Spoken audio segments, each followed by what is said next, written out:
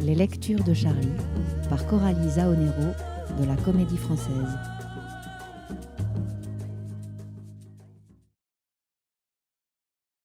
Rendez-nous l'Hôtel Dieu. Une lettre ouverte à Martin Hirsch et Mathieu Descoutes, par Yann Diener. Le président nous dit que nous sommes en guerre. Il est vrai que depuis son arrivée au pouvoir, il fait la guerre aux services publics, notamment aux hôpitaux, et ça met beaucoup de monde en situation de survie. L'année dernière, pendant la longue grève des urgences, on pouvait lire sur une banderole « L'État compte les sous, nous, on va compter les morts. Nous y sommes ». À propos de guerre, connaissez-vous François Toquel ? Dès le début de la guerre civile espagnole, ce psychiatre et psychanalyste catalan avait été nommé responsable du service psychiatrique des armées républicaines. Il avait monté des antennes au plus près du front pour pouvoir prendre en charge sur place les décompensations psychiatriques. Il avait mis en place des petits groupes de parole en mettant à contribution des civils pour constituer un tissu humain, comme il disait, capable de prendre soin des combattants qui craquaient. Après la défaite des Républicains, comme des milliers d'autres réfugiés, Toquel avait été enfermé dans un camp à peine arrivé en France. Dans le camp de Sept-Fonds, près de Montauban, il avait organisé une petite unité psychiatrique. Sorti de là, début 1940, il avait été embauché par l'hôpital psychiatrique de Saint-Alban sur Limagnole, en Lozère, où il avait appliqué sa méthode et révolutionné pour longtemps la relation entre les soignants et les patients.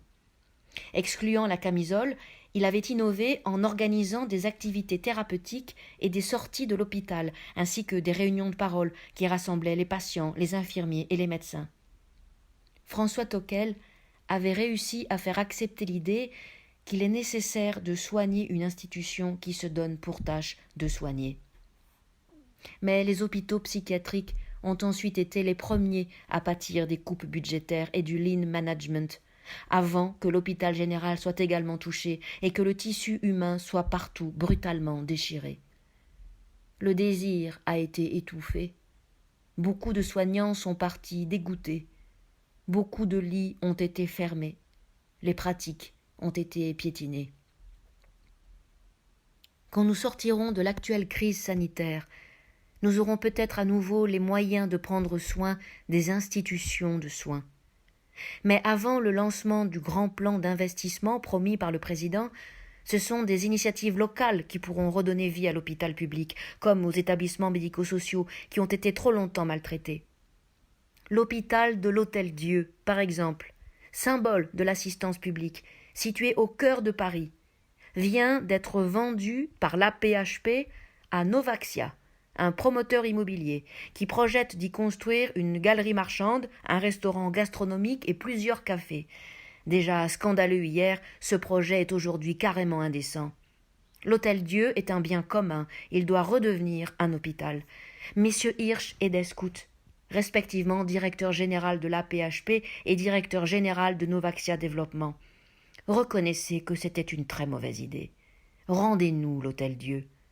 On pourra y réouvrir des lits pour les malades et des bureaux de consultation, notamment pour les psychologues et les psychiatres qui vont devoir s'occuper des soignants traumatisés par leurs interventions sur le front de l'épidémie. On pourra appeler ce nouveau service Unité François Toquel. Retrouvez Charlie Audio chaque semaine en exclu sur le web.